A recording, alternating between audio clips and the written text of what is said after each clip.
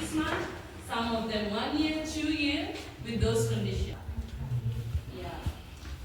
So as you can see in every wall, and the cell is not only for man. Yeah, that one. It's actually the original door.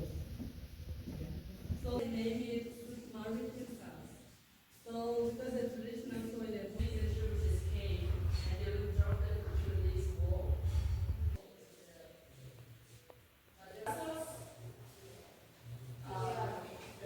As I mentioned, they have 30 and 35 people inside.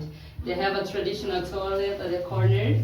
They receive them like this. Some of the guards will come and take 2 of us for outside torturing using the electrical chain. They also will use it for a long time. They need to write something in order to keep.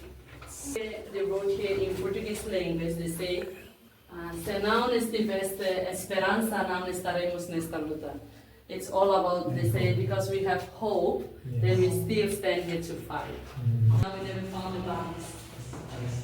Yeah, desaparecido. So the name?